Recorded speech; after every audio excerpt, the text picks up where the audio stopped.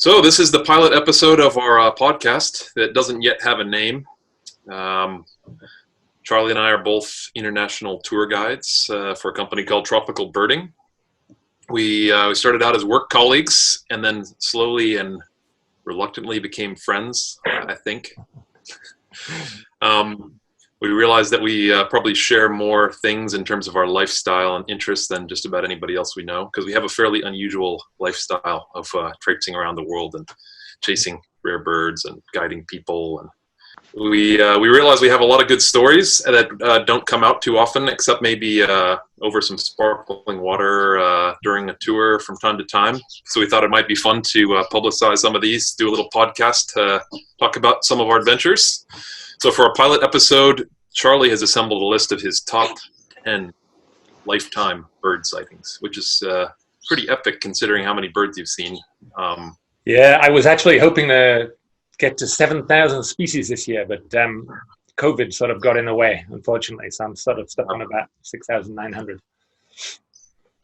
This is a pretty gripping list to me, Charlie, because I've only I know. I think three out of your top 10. So this is going to be pretty painful for me. I was pretty aware when I was putting the list together that you haven't seen a lot of them, and you probably would quite like to see them. Yeah. Oh yeah, some pretty mega birds here. It's funny. It's funny how guides are always very aware what other guides have not seen. Absolutely, we love to grip each other off. Oh yeah. So we're going to do this in sort of suspense building ESPN style.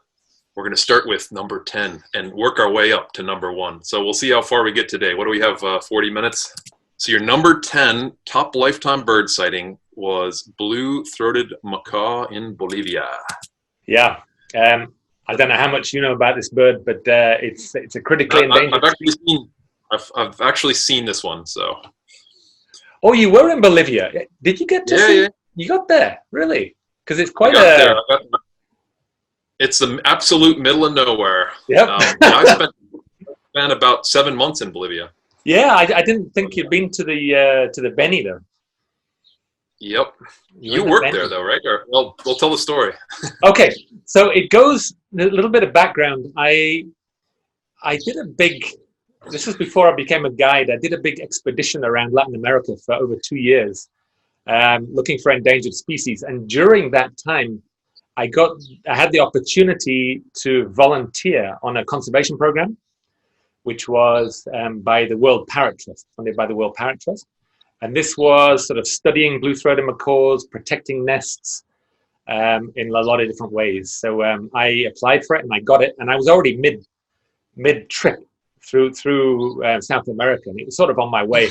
So I sort of took a pause in my traveling, and I joined this group of misfits and weirdos that were all stupid enough to go into the middle of nowhere in Bolivia.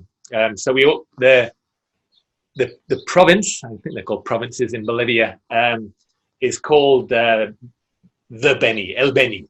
The capital is Trinidad, or Trini, as everybody called it. Trini. And there's actually a soft drink that people drink there. It's this really sweet stuff, and it's called Trini as well. Trini.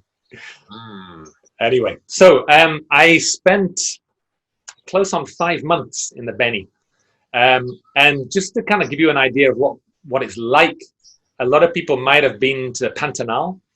So the Beni.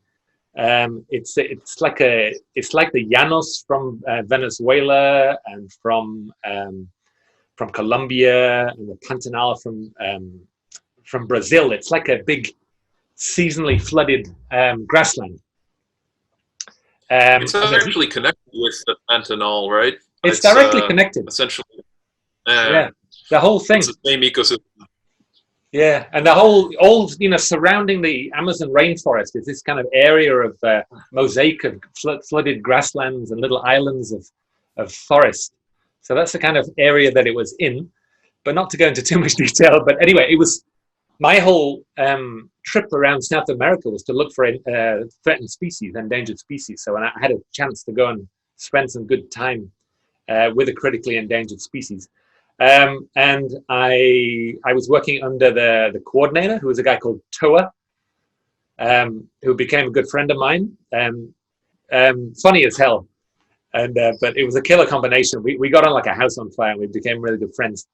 Anyway, so we ended up in Trinity, and the time I spent there was sort of sandwiched between the dry season and the rainy season. I was just there at the sort of at the changeover.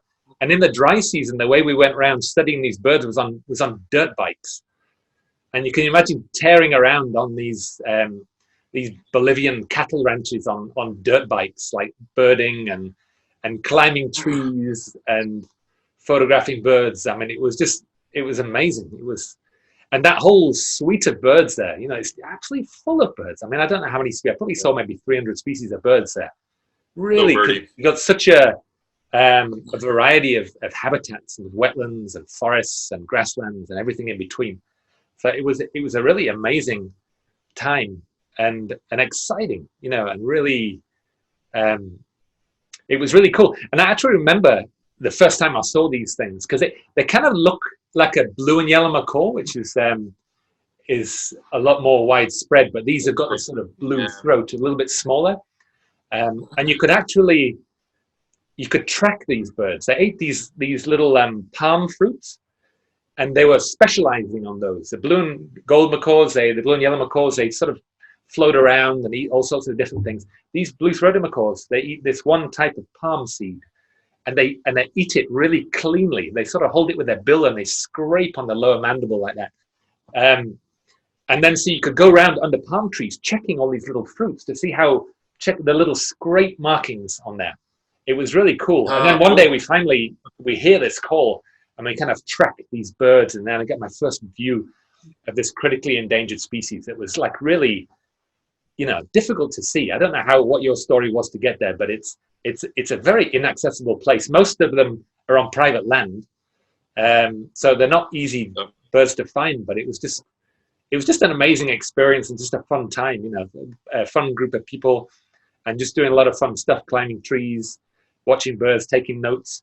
We even had little slingshots, because one of the biggest reasons for these having nest failures was toucans eating the nests and the chicks.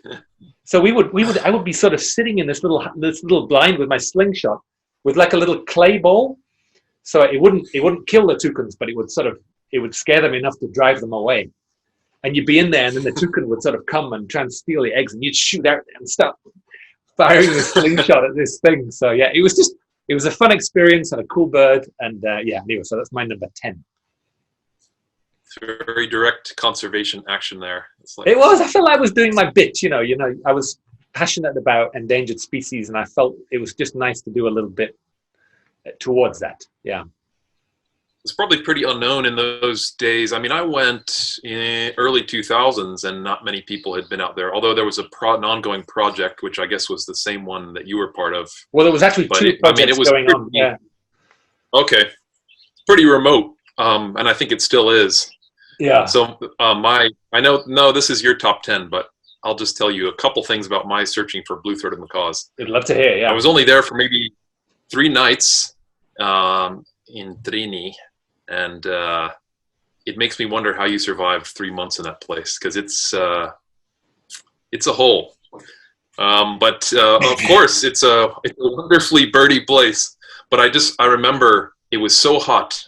There was a generator in Trini, and it died at like 10 p.m. You can kind of fall asleep, and then you basically wake up just in a pool of sweat when the generator goes off and the whole town's electricity is cut. And I just remember lying on the concrete floor to try to get a little bit cool in order to be able to sleep for a couple hours in the coolest part of the night. I mean, it's a hot, sweaty place. For fun, back in my single days, we used to motorcycle around the plaza. There's like a square, and you'd sort of go round and round like 20 times. And if some pretty young ladies were also sort of on a motorbike, you'd say, hola, hola, and you'd sort of that was about the only thing. That was about the only thing you could do in Trini, apart from sweating and get bitten by mosquitoes and get right around the plaza. Get dengue fever. Trini. And Trini, yeah. I'll tell you one. Just when I was diagnosed with dengue fever, the way I before I got taken to the doctor, I drank some trini, and that's the last thing I remembered. I think it just my blood sugar shot up so much, and I ended up sort of collapsing, like fainting in this sort of drink with this sort of sickly sweet taste. Anyway, amazing place, amazing experience. It was a sign that you needed to follow the monk life, the monkish life. No more trini. Yeah.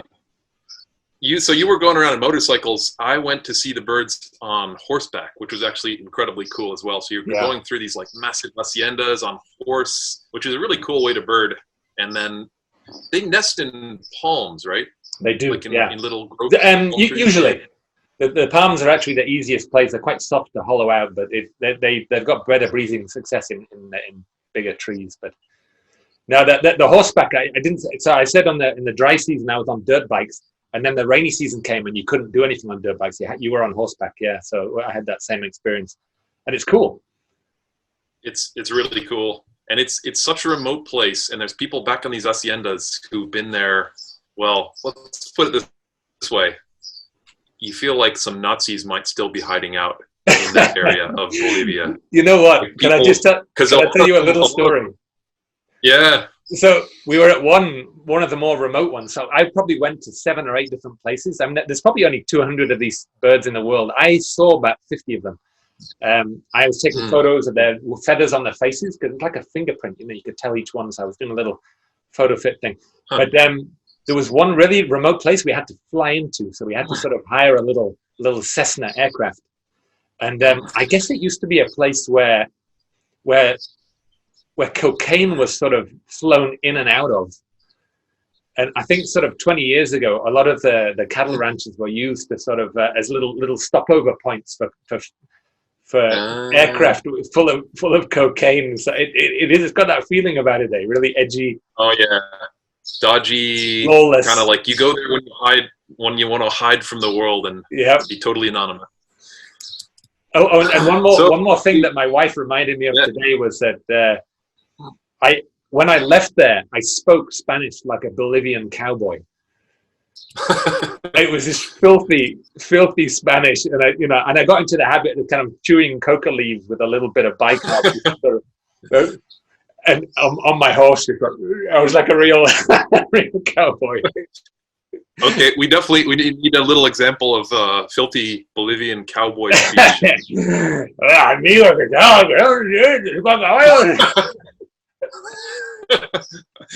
Oh, awesome.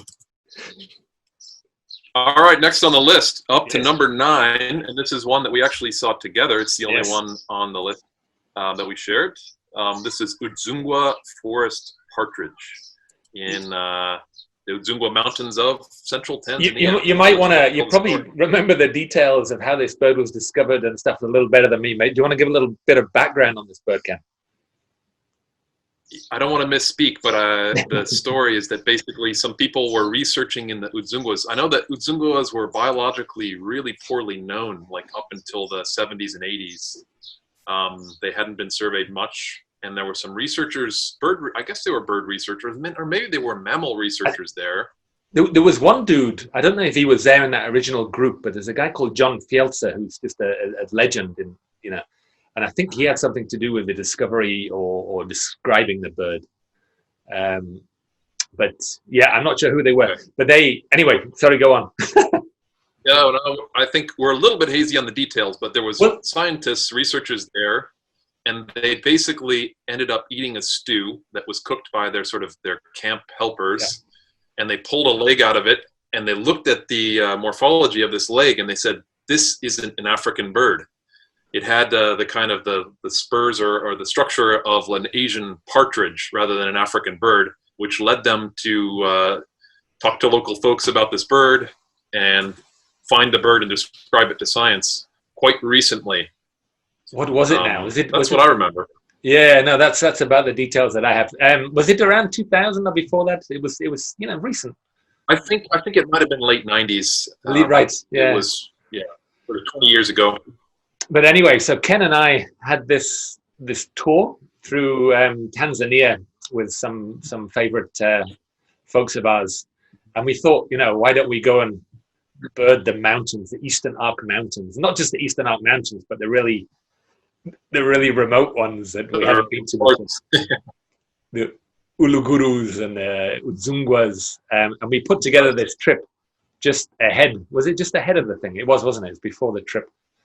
And this is one of the birds that we really wanted to do.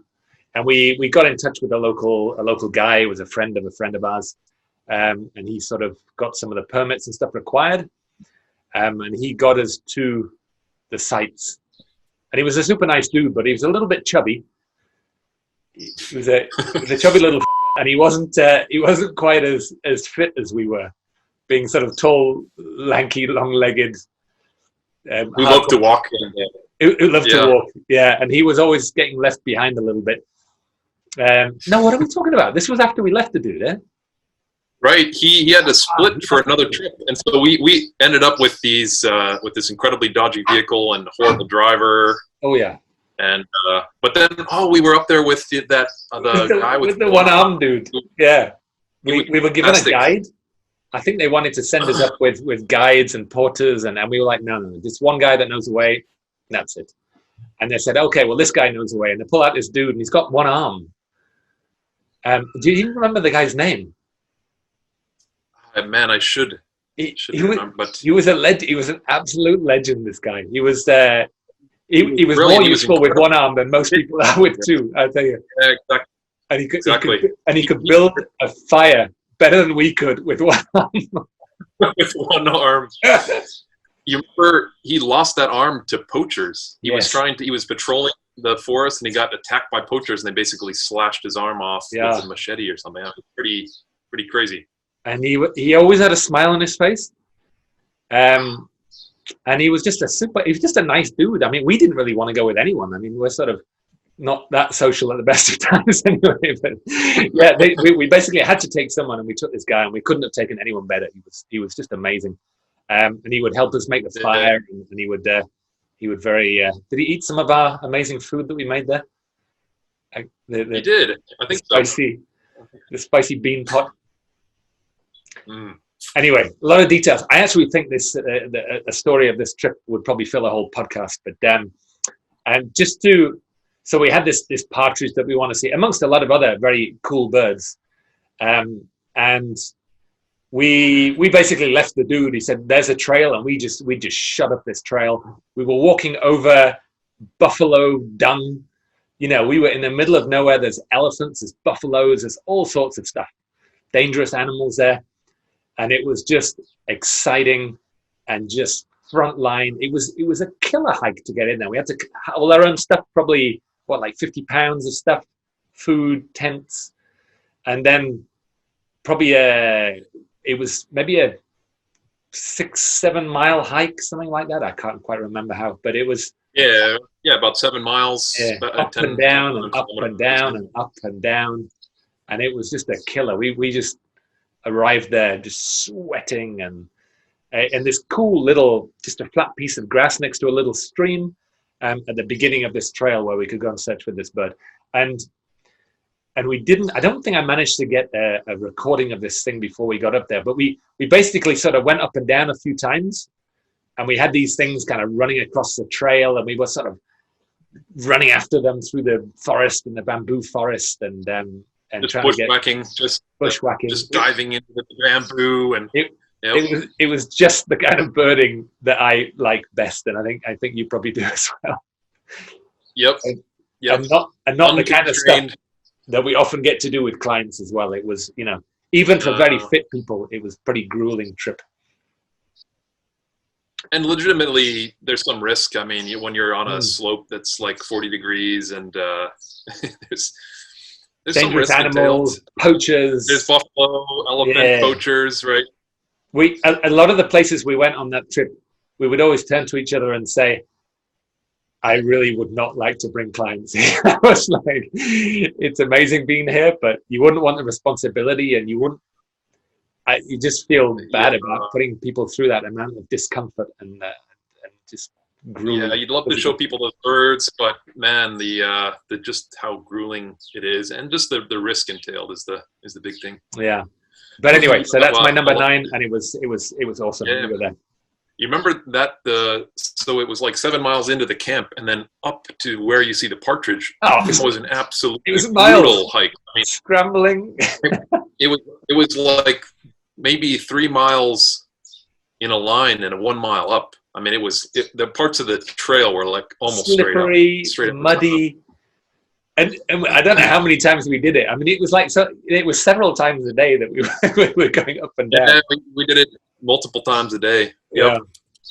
But I was pretty good by the end of it. We were. Cool. That's my number 9. All right, so I'm looking at the list. Yeah, number 8. Ooh, this is a pretty painful, gripping one for me. Yeah. Maybe the world's coolest hummingbird, marvelous spatula-tail from Peru. Yeah. Never seen it. It's an awesome bird. It's on the northern Peru birding circuit. This was so after the Bolivian thing that I did with the macaws. I moved on through the rest of Bolivia and then up into Peru, and I ended up spending, I think, 6 months at least in Peru birding. I sort of came in and out a few times, but I really birded the whole country really hard. And it was before the days, I mean, we're talking probably maybe 12 years ago, no more, maybe 15 years ago. So, you know, there was a few intrepid birders, and birders went there, but in certain places where there was hotels and whatever. But there were some amazing routes that there just wasn't anywhere to stay. And one of them was this northern birding route.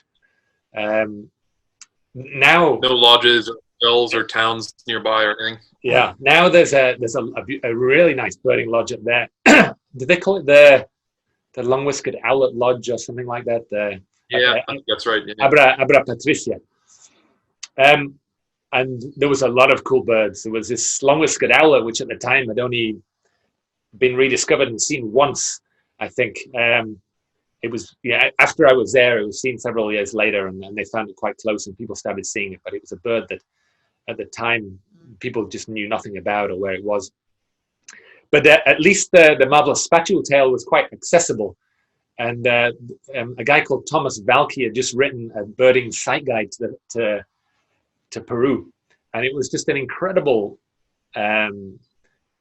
resource for birding the country. But it told you how to get there, where to stop, go how many kilometers along and stop and climb the thing. So there was a lot of good, for the first time, really good detailed information on how to see a lot of the endemics.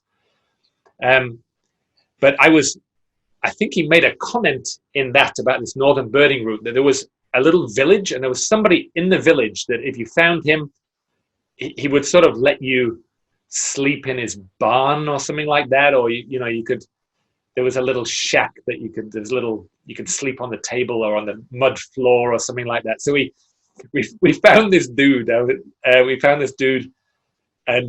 he was like, yeah, sure. And then he had this little shack that he let us sleep in. I actually pitched the tent inside and we had a little mattress.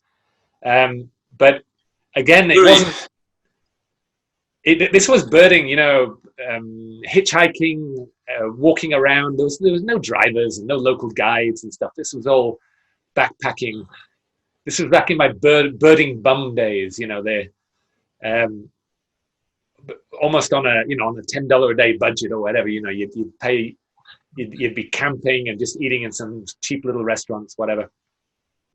But there was this information on where you could see these birds in this new book. So I got to these spots, and I think even maybe described what kind of flowers, or maybe little pink flowers, whatever. So I was moving around here, and then I eventually found this male and got some photos, and it was amazing. And I actually saw a male doing his display, which at the time was not well known. I don't think there was any video of it. And I actually got a video of this thing displaying. And it's quite a small little hummingbird like this. It's got like a little blue thing here, and it's kind of green and black. But it's just ridiculous long tail streamers, these wires. And on the end is this big spatula. And they could actually sort of bend these around on top of their heads. And then they would sort of hover and they would sort of float up and down in front of the female, like inside a bush. So I was there with my little camera trying to video this beautiful thing that went sort of up and down, and it was mind-blowing. So they The spatulas were kind of moving They around. they would put them up over the top of the bird, so they'd be sort of hovering above, like the sort of standard wing. Wow, I didn't know Like that. That's amazing. Yeah, it was incredible, and just a real privilege. I met a guy there. It was nice going through Peru because you would sort of meet a biologist and chat with them, and then say where you were going next, and they'd say, "Oh, I've got a friend up there," and then they put me in touch with this local guy called Santos, I think he was called. He's now a sort of guide, really nice little guy, and I met up with him, and it was just a wonderful experience. It was just sort of that feeling of just exploration and just sort of pushing frontiers and just getting somewhere really amazing. And I often think something that always goes through my head when I'm seeing a really rare bird is I am probably the only person in the world looking at this bird right now. And you look at people. Have you ever thought that? Has that gone through your mind? No, never exactly that. I've thought I'm one of the few people in the world who's seen this, but I've never thought that about one moment in time. Oh, there's a little fella. But yeah, that often went through my mind when I was seeing these very rare birds, that I'm almost certainly the only person looking at this bird right now in the world. And it just gives me a real sense of privilege. And that was really a very special bird. And I'll tell you a little story about it, which is quite kind of sad and interesting at the same time. I was told that the local people, when going through Peru, you'll often see little boys with slingshots. And I feel a bit of a hypocrite now that I've told you I was using a slingshot on Topo Pecans, but I wasn't trying to kill them, just scare them away. But these boys are always doing a little target practice, trying to kill little birds. And there was a story about this being such a beautiful hummingbird that if you killed one of these birds and you chopped it open and you took its heart out, you could make a little potion or something like that, and then it would be like a love potion. You could give it to a girl, and she would fall in love with you. And I don't know if this was a sort of old wives' tale or what, but it was just very sad. Well, obviously the people, they see that it's such a beautiful thing, which is nice. They sort of appreciate the beauty, but then coming along and killing it and then doing that thing. So that was quite a sad story. But it's nice to hear some positive things, because it's all doom and gloom in bird conservation world. Birds are always on the edge of extinction and everything's going to shit. But with a backtracking a little bit to the blue-throated macaw, they subsequently found a decent sized population, and they made a reserve, a blue-throated macaw reserve. And they also did that. Yeah. And they also did this. I think the World Land Trust were involved, and Armenia were involved, and a few different groups. And it's just nice to hear a bit of good news. But with this marvelous spatula-tail, they set up a reserve there, and a little conservation center, which was managed by this little local kid, Santos, that I met. He became the local guide and the guardian of these birds. So it's nice to see rare birds and hear about their conservation issues, and then subsequently hear some good news about that they're doing better now. Yeah. Do they come to feeders these days? Well, at this new center that they made, they set up some feeders. They planted bushes of the flowers that they liked, and they all set up some feeders. So now when you go there, you just drive. It's fairly close to the road. You just drive off, go to the feeders. It's a very simple thing to do now, but back in the day it wasn't. Yeah, a bit different.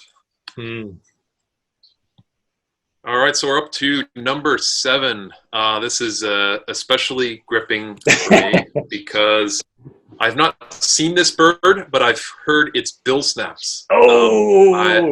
These ground cuckoos, they follow ant swarms, and when I guess they bill snap just to communicate with each other. So I've actually heard this kind of from this bird a couple times, never laid on. So there's 5 species of South American ground cuckoos. They're called neomorphous. And they are really some of the hardest birds on the continent to see. Yep. And they're almost, it was always bragging rights, especially like birders or guides in South America. It was like, oh, you seen the ground cuckoos? Yeah, I've seen that. Yeah, I saw the banded ground cuckoo. And when I was in Ecuador at the time, that was it. That was how you sort of told the men from the boys kind of thing, Yeah, even some really famous birders had not seen this banded ground cuckoo, which was even at the time like one of the most difficult of this group of 5 impossible birds. So did you see any of them in other places? I've seen I guess it's rufous vented in eastern Ecuador, which was pretty crazy, lucky. Like the first day I ever spent in the Ecuadorian Amazon, I saw Really? the rufous vented ground cuckoo. That's the only one I've ever seen. Yeah, I had one. I had one at on the Pipeline Road in Panama, which is supposed to be one of the best places. But yeah, anyway, they had this sort of mythical status, and later on, they actually managed to tame one or get it sort of habituated to come into feeding. This was a while later. There was a place called Poco de Choco, I think, and they had this ground cuckoo, and everybody, once it was being seen, everybody just went and twitched it because it used to come out every day. People flew from the United States and from Europe, and I mean, it was like probably one of the biggest global twitches in the history of birding. Really serious birders. It was pretty mad.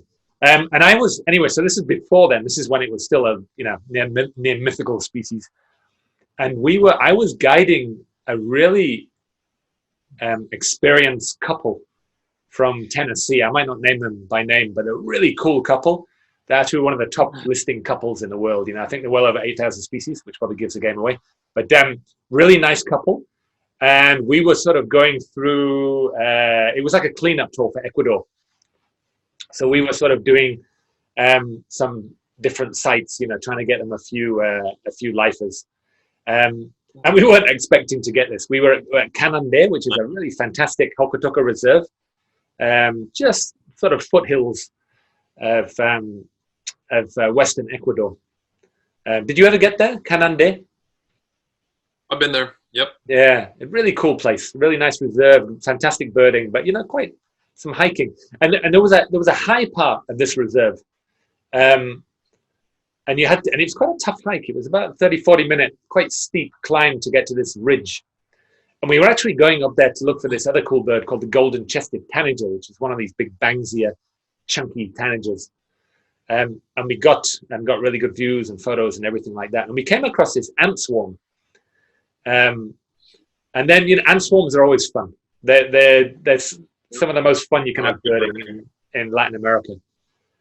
You get really close to, but the birds just seem to lose their fear of you, and you could just get closer and closer. And it's just how close you can get without getting ants all over yourself, Exactly. They would normally come in stream, so you'd sort of be looking down, step forward, looking down, step forward. You think, oh, I'm here, okay. And you'd spend a bit of time watching, and then the ants, of course, would move, and you'd look down, and you were covered with ants again. But you'd be all these ant birds sort of hopping around. So we were happily birding this ant swarm upon the ridge of Canande. And there was ocellated antbird and bicolored antbird, and then a bunch of other stuff, wood creepers and things like that. And we were standing quite still. And then we saw this movement, and we're just because they're pretty experienced birders, they're not going to shout out. They're kind of pointing and just quiet and just look over there. We were looking around. I think there was maybe 4 of us. And then we saw this thing.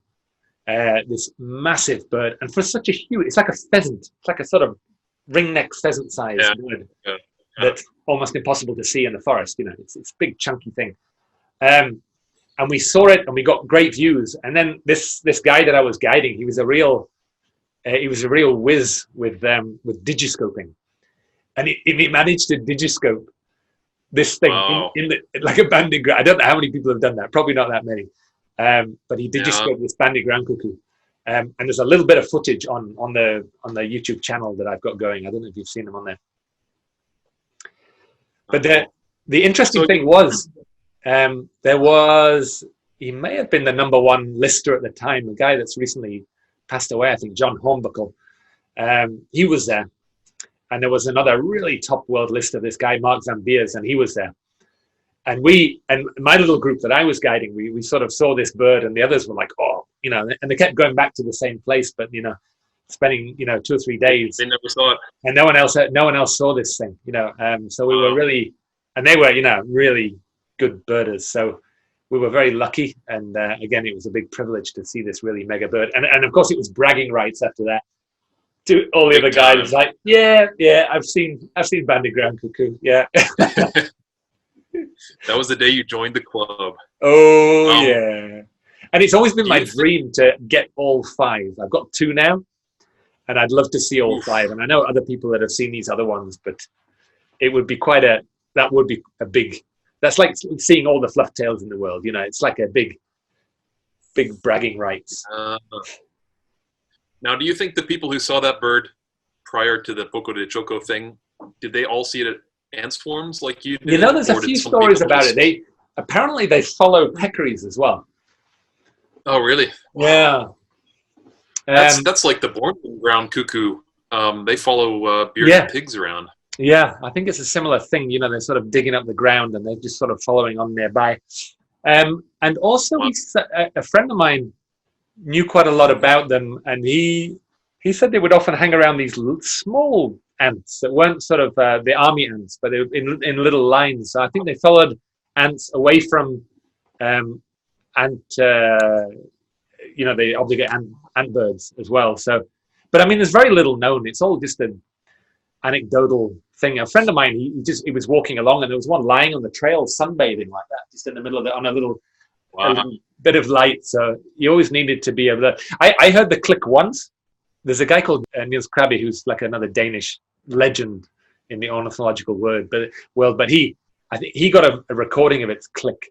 And the way he did it, he knew where a reserve where it was often seen, and he walked along 50 yards, and he did this, and then he turned his microphone on, waited a few minutes, and then sort of walked along and did this again. And he just did that all day long. That's dedication. That's serious recordist dedication right there. Yeah. But Megabird. I think we've got time for another one, do you think? Yeah, so we've done 4, maybe one more, and then we'll save the Charlie's top 5 for another episode. So your number 5 is crested ibis, which is was it? It's sometimes I thought it was right? I thought it was Royal cinclodes. Oh, sorry. Yeah, so it's number 6. Yeah, you gave my number 5 away. You Oh man, total next episode. So yeah, your number 6, which is the 5th in sequence, starting at 10, is Royal cinclodes. This one surprised me a little bit because it's not a particularly spectacular bird, but I know it's super rare and it's in some pretty cool puna habitat, right? Yeah, this sort of very high elevation forest of polylepis is one of my favorite. Polylepis. It's these little gnarled. They look like overgrown bonsai trees. They're just these gnarled little low trees right just below the tree line. And you get them in little patches, and there's a whole bunch of. Did you bird the polylepis? Yeah. I've birded lots of polylepis, but I didn't realize that bird was. No, it's a polylepis bird, and it's critically endangered. I love critically endangered birds. It's just like the holy grail of birds, to see one of these, which are the most threatened species in the world. And there was, I don't know how many are thought to be there, 200-300, something like that. And the polylepis is really, it's a really threatened habitat. It's great wood for making fires, and the people that live up in the Andes, they use wood for cooking for cooking hot water, for staying alive. It's right there. And they take I've spent some very cold nights at like 13,000 feet in the Andes, and I've always understood why people burn polylepis, because you're absolutely freezing. And as conservation-minded as you might be, a warm fire is a good thing to have. You're not allowed to make some nice hot tea and keep yourself warm and cook something for your family. And the Andean people there, the Quechua people, they've always done it. But it creates a problem, with these restricted species that rely on that habitat. So it's a real conservation problem. But luckily, there's conservation groups working on it and doing replanting and stuff like that, and environmental education. One really nice project was they were going around giving firewood to local people so they didn't have to chop down the trees. And it's just such a simple thing. I think they gave them like eucalyptus trees that had grown quickly, and they just drop them off on the roadside near these people. So to remove the need for chopping down this, and they're incredibly slow growing, these trees as well. So I was up it must there. Be. Yeah, this was sort of around Cusco, Sacred Valley, that kind of area, Ollantaytambo, sort of in a similar area to Machu Picchu, or Machu Picchu as they call it. And there was one famous site called I can't remember the name now. Abracadabra, yeah, something like that. And there was one place that was the place to see it, and it was quite close to a road. And the way you could do it is you would sort of get off on the road and hike over a little bit of a mountain, then down into this hidden valley. And then you would walk all the way down, and you'd come down like 10 kilometers further down the road. You'd spit back on the road. So you basically had to do this long, high altitude hike. And I'd done this twice. And most people have a driver that drops them off and waits for them. But I was trying to time it with public buses that went like twice a day. So I'd get dropped off in a bus, and then I'd go up, and I'd try and get down there by the time the last bus was going back down. And this was like way up, freezing cold in the Andes. And if you miss that bus, it's not good. So, and I'd done that twice, and I missed this bird. And I met this guy who worked at this conservation organization called ECOAN, who do fantastic work in conservation for these Andean species. And he gave me a good location, but he said it's not easy. And instead of hiking up a little bit and hiking down, I actually had to hike up from 2,600 meters. You can tell me that in feet. What is it? 8,000 feet, something like that. Up to 4,000 meters. So a 1,400 meter climb. Oh, yeah. So it's like 5,000 feet elevation gain. Yeah. And there's that gain at high elevation, where it's thin air, carrying all your stuff, all your food, camping gear for 4 nights. Hope you have a lot of cocoa. Yeah, I did a little bit of cocoa in my mouth. And I did this. I was pretty fit at the time. I mean, I was used to the altitude as well. I've been burning 3,000 meters the whole time, whatever. And I did this climb with all my food, bread, cheese, soup, a little camping stove. The nice thing up there is that you don't really have to carry your water, because the streams are crystal clear. Yeah. And just drinking that water, it's the most delicious water you'll ever drink. It's amazing. Yeah. So I climbed up there, and I hiked in this little valley. There was one little house. It was like a little farmer who had these little llamas, or I guess maybe what are they called? Alpacas. He had his little alpacas there, and I was like, Velas Aves, and he's adelante, and I think I gave him a bottle of Coke and some chocolate or something like that, which he was quite happy with. And and I spent days walking around all these little patches in this little hidden valley. I was probably up there for 4 nights at 4,000 meters elevation, freezing in my tent at night. You would wake up and you'd open your tent, and the ground would be frozen. And me being a bit of a cheapskate from Yorkshire, I didn't. It wasn't like I had all the best camping gear. It was like some little thin, some little thin cheap sleeping bag and a fleece. And what I would do at night, I brought some candles and some matches, and I would light a candle, and I would sort of sit around my candle in my tent, sort of keeping warm. And long nights, long cold nights, and I would sort of read my book at night, like by candlelight, sort of shivering and sort of trying to warm up on my candle. It was just an amazing experience, and I had tried so hard. I had spent days looking for this thing, and I was going round and round and round and round.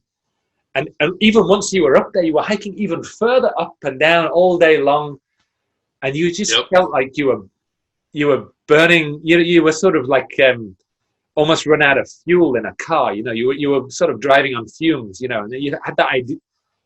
your body just needed more, and then you'd eat a chocolate biscuit or something like that, and you'd feel this energy just flowing through your body. And it would get to sort of 8 or 9 a.m. and the warm sunshine, you'd sort of lay there like a lizard, sort of warming up. Yep.